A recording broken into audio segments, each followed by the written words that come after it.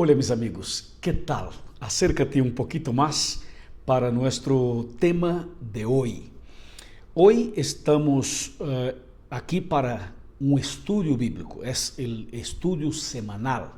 Usted sabe que en nuestro canal realizamos reflexiones todos los días, pero una vez a la semana realizamos un tema grande, realizamos un estudio bíblico profundo. Y aquí estoy con mis Biblias, mis versiones, en versiones diferentes y también en otros idiomas. Aquí tengo una Biblia grande, aquí tengo una Biblia pequeña, son Biblias diferentes. Tengo Biblia en otros idiomas y todo está aquí para ayudar en nuestro tema, en nuestro estudio de la palabra del Señor.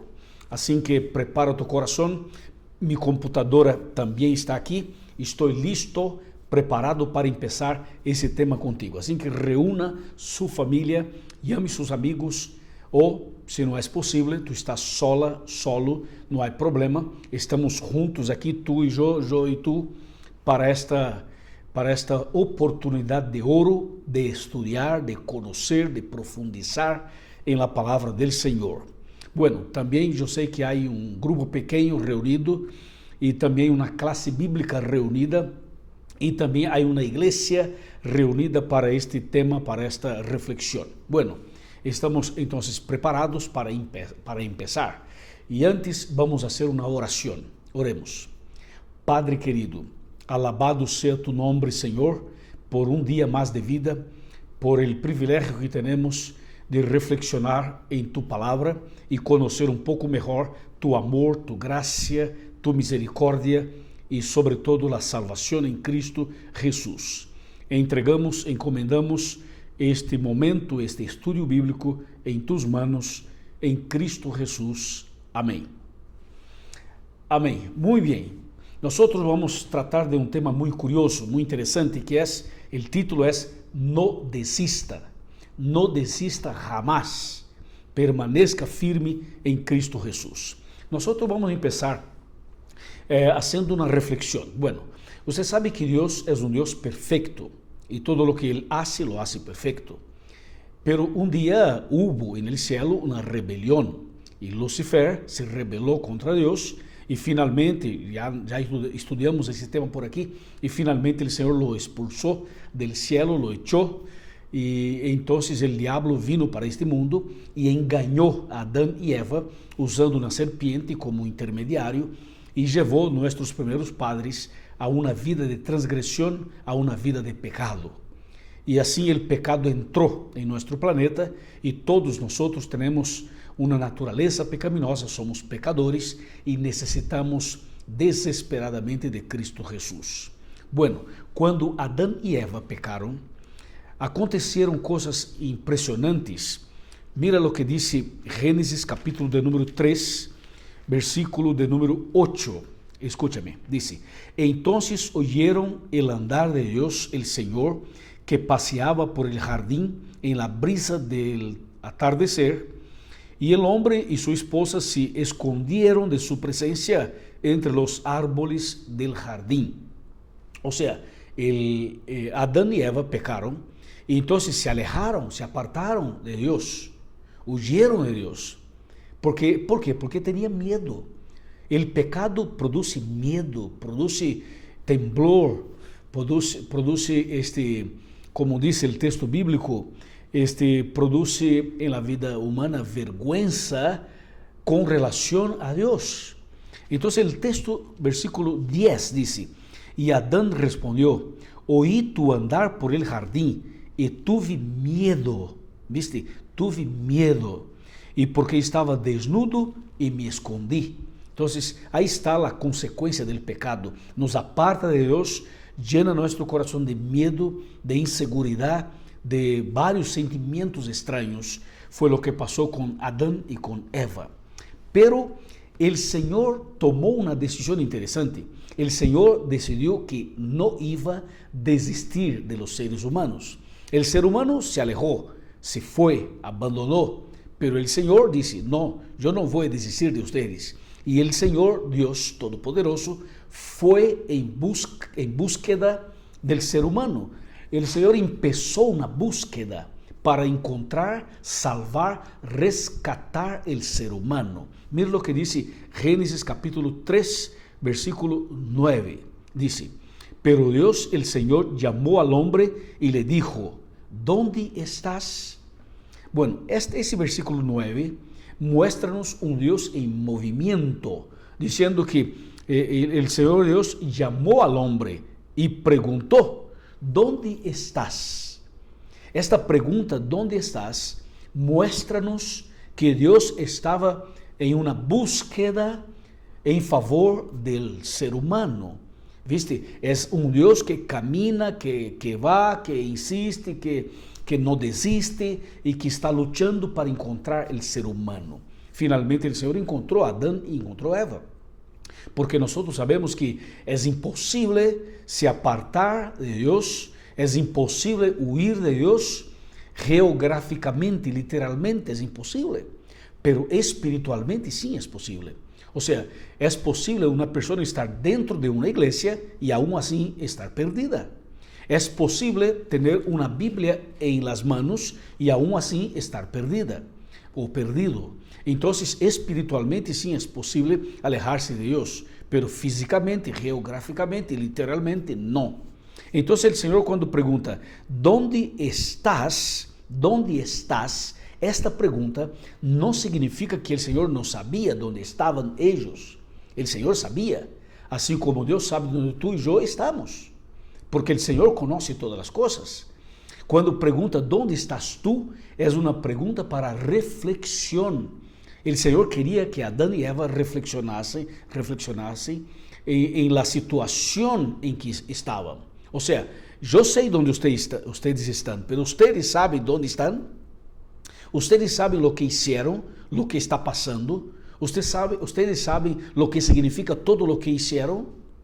Entonces el Señor hace una pregunta mostrando amor, mostrando una búsqueda, pero también mostrando y llamando al hombre a una reflexión para saber en qué situación se encontraba Adán y Eva. ¿Ok? Así que el Señor buscó, encontró, ellos pasaron por un proceso de arrepentimiento, confesaron sus pecados, fueron perdonados por el Señor y ganaron del Señor una nueva oportunidad. Y el Señor entonces revela a ellos lo que el Señor iba a hacer. ¿Por qué? Porque cuando Adán y Eva pecaron, quedaron desnudos, ¿sí? Entonces, ¿qué hicieron los dos? Prepararon una ropa con hojitas de árboles para usar como una protección, porque estaban desnudos, pero era una ropa de hojas de árboles. O sea, ese tipo de ropa no es la mejor y no funciona. Cuando sale el sol, las hojitas seguramente no resistirán. Entonces no hay protección real con hojitas de árboles. Entonces, ¿qué hizo el Señor? El Señor mató un cordero. Usó la piel del cordero para confeccionar, para preparar ropas para Adán y Eva. Y el Señor entonces los vestió con una ropa decente, una ropa maravillosa, porque esta ropa de piel de cordero es mucho más que una ropa, es una protección de la gracia, es como vestirse de la misericordia del Señor, es como vestirse de la gracia maravillosa del Señor. Y esta era la idea, este era el mensaje del Señor. O sea, nosotros cuando intentamos resolver nuestros problemas a nuestra manera, de nuestro modo, nosotros siempre lo máximo que vamos a lograr es una ropa de hojas de árboles, que no protege nada, que no tiene cómo proteger. ¿Ok? Es la justicia humana que es inmunda, que es imperfecta, que es falla. Entonces el Señor dice, yo quiero vestir a usted con la piel de cordero, o sea, con la gracia de Cristo, con la sangre de Cristo, con la misericordia de Cristo. Y eso es muy bonito. Es un Dios lleno de gracia para con nosotros. Amén, amén y amén. A partir de ese momento el Señor reveló al ser humano su plan, el plan de la salvación, el plan de rescate, el plan de restauración, el plan de vida eterna. Y finalmente el Señor, entonces, como había prometido de enviar el Cordero, enviar el Mesías, entonces Cristo vino a este mundo, como estava profetizado em Miqueias capítulo 5, versículo 2, e também em Isaías capítulo 7, versículo 14. Agora escúchame lo que está escrito em Gálatas.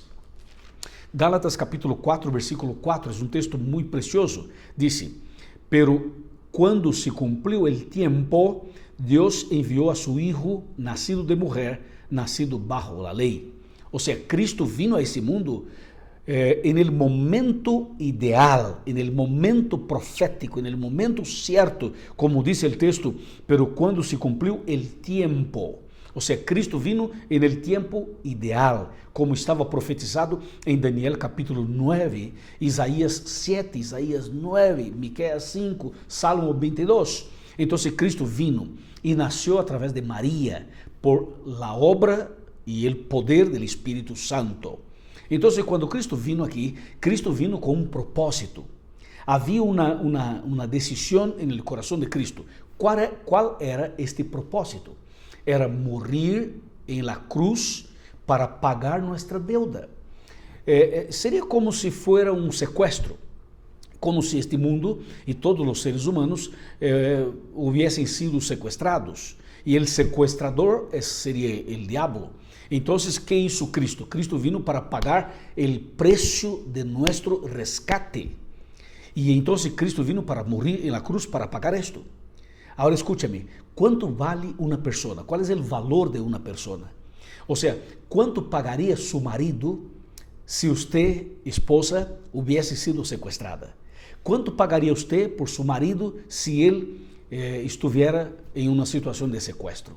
Quizás usted poderia incluso quedar assim com uma risa, porque dizendo, bueno, eu não tenho tanto valor, não sei que coisa, tal.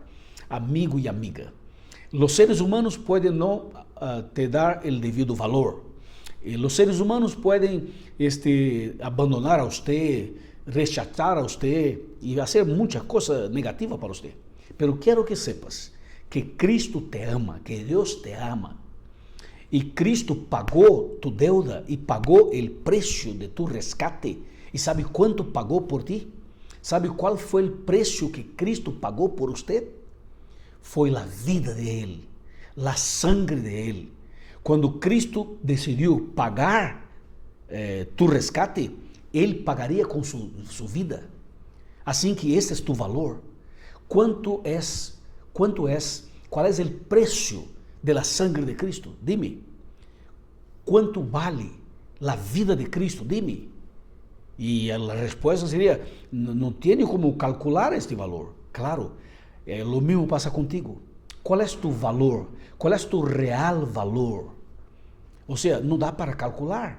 Entonces, lo único que daría para hacer más o menos una comparación sería la sangre, la muerte, la vida de Cristo por ti y por mí. Amém? Alabado seja Deus. Este é tu valor. Por isso Cristo pagou tu deuda, pagou o preço, pagou tu rescate em la cruz. Pero antes de chegar a la cruz, Cristo nasceu de Maria, se tornou um ser humano, Emmanuel, Deus conosco, viveu aqui, estuvo, anduvo, predicou, sanou, restaurou, mostrou o caminho. Ou seja, Cristo viveu neste mundo 33 anos e meio. Pero há um detalhe muito interessante para mostrar que Cristo não desistiu de você e não desistiu de mim e não vas a desistir.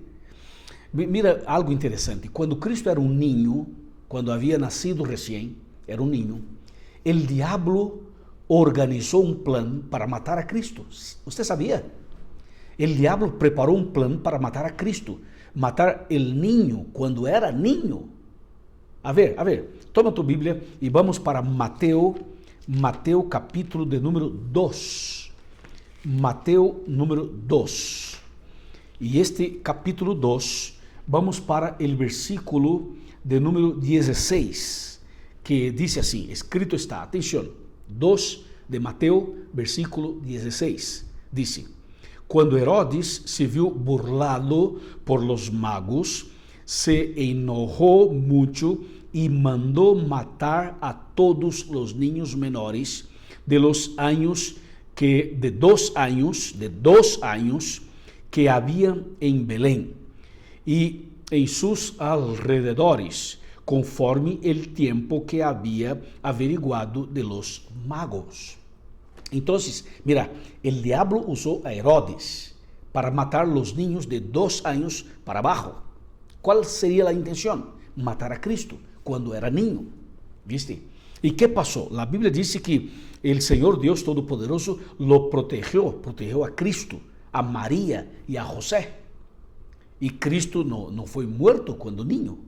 Así que Cristo creció y hizo todo lo que debería hacer, y finalmente Cristo llegó al río Jordán para ser bautizado por Juan el Bautista, como está en Mateo capítulo 3, versículos del 13 al 17. Cristo fue al río Jordán cuando ya tenía más o menos 30 años, y Cristo llegó a este río para pedir a Juan el Bautista que lo bautizara.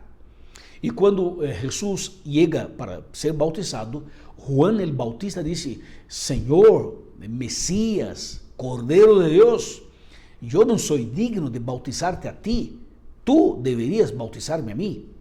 Y entonces Cristo explicó a Juan que esto era plan de salvación, que esto era profecía, hacía parte de la justicia, y finalmente Juan el Bautista, concordó en bautizar a Cristo, se puso de acuerdo y bautizó a Cristo Jesús. Ahora escúchame, el bautismo significa 3 cosas. Significa muerte para el pecado, sepultamiento de los pecados y resurrección para una vida nueva. Entonces, con base en esto, pregunto a usted: ¿Cristo necesitaba ser bautizado? No. Claro que no. ¿Y por qué no? Porque Cristo nunca pecó. Entonces, si Cristo nunca pecó, y bautismo significa muerte para el pecado, sepultamiento de los pecados, o sea, Cristo no tenía pecados para sepultar, no tenía pecado para arrepentirse, no tenía problemas para nacer de nuevo. ¿Y cómo va a tener una vida nueva si nunca pecó? Entonces pregunto, ¿por qué Cristo fue bautizado entonces? Cristo fue bautizado por algunos motivos. Le voy a mencionar 2. Número 1, Cristo fue bautizado para darnos su ejemplo. O sea, Cristo es mi modelo, es mi ejemplo. Y como Cristo fue bautizado, aunque no necesitaba, era perfecto y fue bautizado, y él buscó a Juan el Bautista para lo bautizar.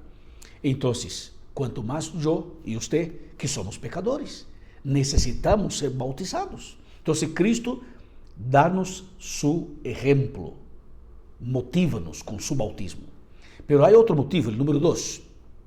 El bautismo también representaba para Cristo el inicio de su ministerio. Cristo estaría con su bautismo empezando su ministerio aquí en la tierra y ya caminando para cumplir su misión. Entonces, nosotros como cristianos adventistas entendemos que el bautismo no es solamente para nosotros como pecadores, no es solamente para perdón de pecados, no es solamente para empezar una vida nueva, no es solamente para tener el nombre en el libro de la vida, también todo esto, pero no es solo para esto. El bautismo es también para empezar una vida nueva, claro, y para empezar un ministerio. Todos nosotros cristianos adventistas tenemos conciencia de que el bautismo marca el momento, el inicio de un ministerio, porque cada miembro de iglesia es un siervo de Cristo, es un evangelista, es una persona evangelizadora, es una persona misionera, y este es nuestro ministerio, de testificar, de enseñar, de predicar, de salvar personas. Así que el bautismo marca este cambio del chip, o sea, ese reinicio de una vida nueva y una vida ministerial. Amén. Así que Cristo fue bautizado en Mateo capítulo 3, y enseguida a su bautismo, en Mateo capítulo 4, Cristo sigue para el desierto. Y aquí llama la atención. Mira lo que dice Mateo capítulo 4, versículo número 1. Entonces Jesús fue llevado por el Espíritu al desierto para ser tentado por el diablo. Aquí hay una expresión que preocupa a muchas personas. esta expresión es: Cristo fue llevado por el Espíritu Santo al desierto para ser tentado por el diablo. Da una impresión de que el Espíritu Santo llevó a Cristo para pasar por una tentación. O sea, es un poco extraño en nuestra cultura y en nuestra manera de ver. En realidad, lo que pasó fue lo siguiente: el Espíritu Santo estava em Cristo. Cristo era uma pessoa consagrada. Cristo buscava o Espírito Santo, como está em Lucas capítulo 4. Cristo era lleno do Espírito Santo. Todo su nascimento de Maria foi obra do Espírito Santo. E Cristo foi claro quando comentou que o Espírito Santo estava sobre ele. Então, Cristo, depois de seu bautismo, deveria ir ao deserto para quê? Para fazer um ayuno, 40 dias de ayuno e oração. E este processo de ayuno e oração por 40 dias era uma preparação para o seu ministério, hacía parte da preparação para o seu ministério. ¿Viste? Era o bautismo e o ayuno e oração por 40 dias. Assim que Cristo deveria passar por este momento no deserto. E há algo mais: Cristo é chamado na Bíblia de segundo Adão. Ou seja, o primeiro Adão pecou no jardim del Edén. E Cristo, que seria o segundo Adão, Cristo deveria passar por uma prova para, então, tomar sua própria decisão. O primeiro Adão foi tentado em um jardim, e Cristo, que é o segundo Adão, é só uma comparação, seria tentado em um deserto. Esse deserto já representava a situação espiritual do ser humano depois de tantos e tantos anos de pecado. Então, Cristo foi bautizado e foi ao deserto. ¿Para quê? Para ser um momento de ayuno e oração por 40 dias. Só que o texto bíblico diz que, neste processo todo, Cristo passaria por uma prova, por uma tentação. Então, Cristo foi ao deserto lleno do Espírito Santo, guiado, orientado por el Espírito Santo, ¿viste? Ou seja, nenhuma pessoa pode passar por um deserto de tentações e provações sem ter o Espírito Santo em seu coração. Porque se nós não temos o Espírito Santo em nosso coração e se passamos por um processo de tentação, de prueba, nós vamos a cair, não resistiremos, porque somos pecadores. Então, nós temos que ser como Cristo, estar em comunhão com Deus, estar lleno do Espírito Santo para sair e para passar por todas as provações e tentações e vencer por el poder del Espírito Santo. Por isso o texto, usando uma paráfrase, seria: então Jesús, lleno del Espírito Santo, foi ao deserto para ayuno e oração e para passar por uma tentação. Isso seria lo melhor. E neste momento de tentação, o diabo apareceu para Cristo, pero o diabo, o jefe, o líder maior de los demônios, o diabo, apareceu allí. ¿Para quê? Para tentar a Cristo. En el jardín del Edén, quando tentou a Adão, usou uma serpiente e se escondeu. Se escondeu el diablo, ¿viste? Agora aqui não. Aqui o diablo não usou uma serpiente, não se disfrazou. Simplesmente apareceu como ele realmente é. Um ángel malo, pero apareceu como um ángel. Al princípio, como se fosse um ángel bueno, para ajudar, para apoiar a Cristo. Pero em seguida se revelou que era o ángel rebelde, o diabo. E então tentou a Cristo por 3 vezes.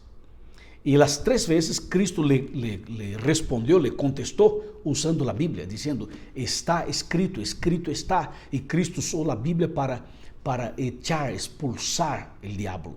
E na segunda tentação, o diabo também usou a Bíblia para tentar a Cristo. Isso é impressionante. Ou seja, como o diabo seria capaz de usar textos bíblicos para tentar a Cristo? Foi o que passou. E o texto usado por el diablo é o texto que está em Salmo 91, justamente o salmo que as pessoas usam para expulsar o diablo da vida de los poseídos. Então, mira que impressionante, o diabo usa o mesmo texto para tentar a Cristo. E Cristo usou outro texto bíblico para rebater e para expulsar o mal. Qual é a diferença? A diferença é que o diabo usou o texto fora de seu contexto. e Cristo usou o texto dentro de seu contexto. Esta é a diferença. Assim que cuidado, porque por aí há muitos predicadores e muitas denominações que usam a Bíblia, pero usam de maneira errada. Usam o texto fora de seu contexto. E este é um problema, ¿viste? Bueno, a partir do bautismo, a partir do deserto, a partir da tentação, a partir do seu ayuno, a partir dos 40 dias, Cristo então sigue com seu ministério. Avança com seu ministério para finalmente dar sua vida, morrer em la cruz por nós. Cristo passou por muitas pruebas. Donde iba, allí estava o diabo para tentar, para criar uma trampa, uma situação, para tentar de alguma maneira levar Cristo a la desistência. Agora te explico. Antes do bautismo de Cristo, antes que Cristo se bautizara, o diabo queria que Cristo morrera. Pero depois de seu bautismo, o diabo já não queria mais que Cristo morrera. Queria que Cristo pecara. Queria levar Cristo ao pecado. Ou seja, depois que Cristo foi bautizado e começou seu ministério, já não era mais interessante para o diabo a morte de Cristo. Então, se queria que Cristo praticasse um pecado, que quedasse nervioso. Então, o diabo hizo de todo para levar Cristo a uma transgressão, porque se Cristo pratica uma transgressão, se Cristo pratica um pecado, então Cristo estaria derrotado, o diabo seria o vencedor e nós estaríamos perdidos. Esse é um ponto. Outro ponto seria, se com tanta pressão sobre Cristo, se Cristo desiste de nós e vuelve ao céu e diz, já não quero mais morrer. Então, o diabo seria vencedor igual, nós estaremos perdidos igual e Cristo volveria ao céu. Assim que Cristo não desistiu, passou por todos os momentos difíceis e não desistiu, hasta chegar ao jardim de Getsemaní, este huerto. Quando Cristo chega ao Getsemaní, allí Cristo passa por uma situação muito dolorosa. Te vou mostrar em Lucas capítulo 22. Lucas capítulo 22, versículo 39, por adelante hasta el 44, dice: Después Jesús salió y fue como solía al monte de los olivos. Y sus discípulos lo siguieron. Y cuando llegó a ese lugar, les dijo: Orad para que no entréis en tentación. Y él se apartó de ellos como un tiro de piedra, y puesto de rodillas, oró, diciendo: Padre, si quieres, aparta de mí esta copa. Sin embargo, no se haga mi voluntad, sino la tuya. Entonces apareció un ángel del cielo que lo confortó. 44. Y enseguida, en su agonía, oraba más intensamente. E su sudor foi como grandes gotas de sangre que caíam à terra. Getsemaní, lugar de dolor, lugar de gran conflito, lugar de batalha, lugar de medo, lugar de angústia, pero também lugar de vitória, de decisão, de amor, de gracia, de misericórdia, de salvação. Cristo estava allí, cansado, triste, tinha hambre, estava solo. Seus discípulos estavam com ele, pero quedaram em uma parte, e Cristo foi a outra parte, a orar solo. E Cristo orava tão intensamente, que diz a Bíblia que seu sudor se transformou em gotas de sangre, como diz o texto, em grandes gotas de sangre. Cristo estava sangrando. E por quê? Por la angústia. Porque levava sobre seu ombro o peso de los pecados de todos os seres humanos, de toda a humanidade. Por isso Cristo sangrava. Tinha medo, angústia, era uma situação muito difícil.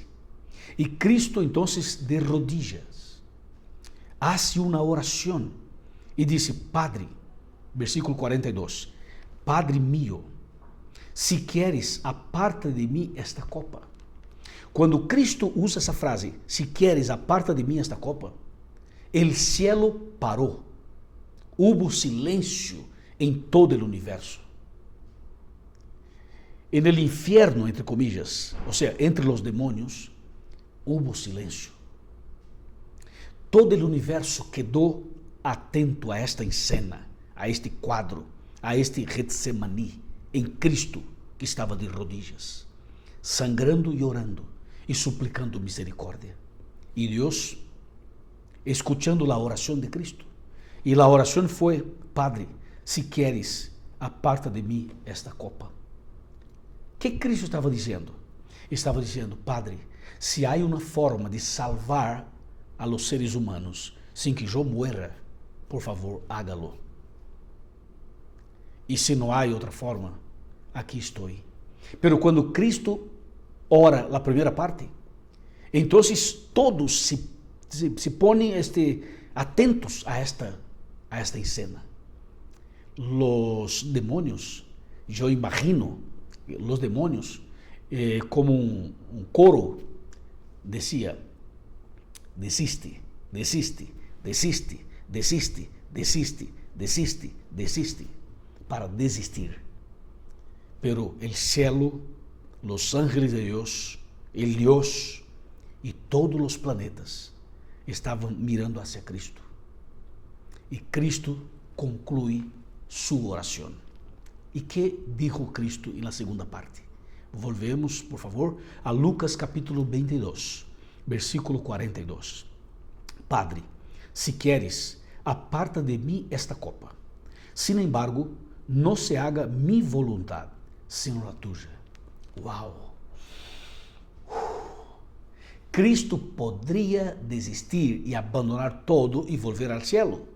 Não tinha nenhum problema para ele, nem para Deus. Pero quando Cristo ora a segunda parte, há seguramente uma manifestação de alabança ao Senhor por la decisão de Cristo. Cristo foi claro, não? Sin embargo, não se haga mi voluntad, sino la tuya. E aqui aprendimos uma lição. Sempre quando oramos, temos que fazer como Cristo. Senhor, este é meu pedido, pero haga tu voluntad, não la minha. E então Cristo confirma sua decisão. Cristo não desistiu, se mantuvo firme de ir hasta a cruz. E quando termina de orar, aparece Judas e lhe dá um beijo, entregando Cristo em las manos de los enemigos de Cristo. Isto foi impressionante, impressionante.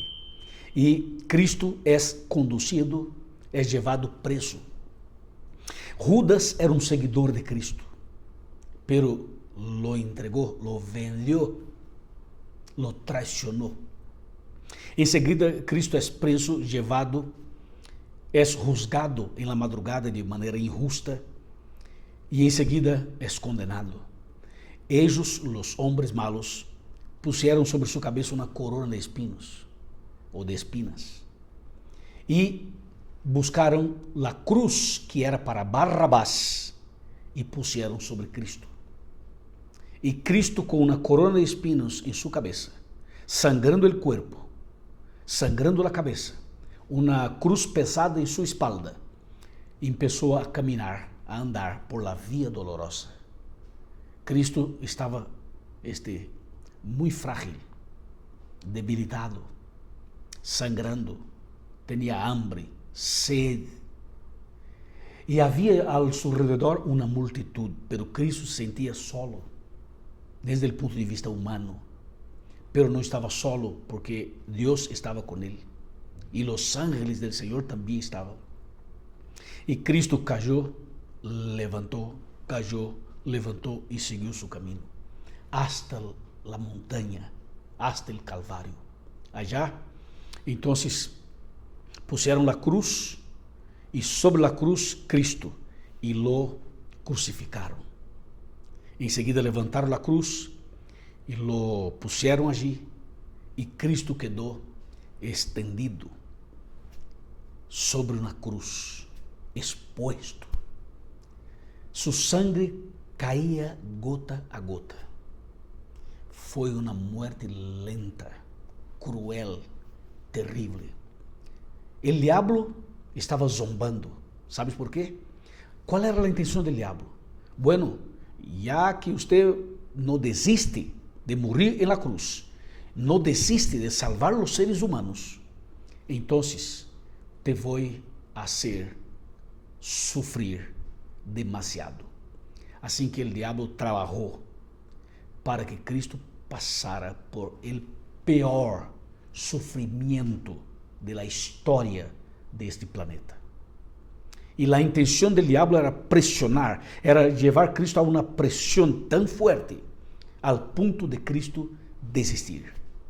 Pero Cristo não desistiu, porque tinha em seu coração mi nombre, tu nombre.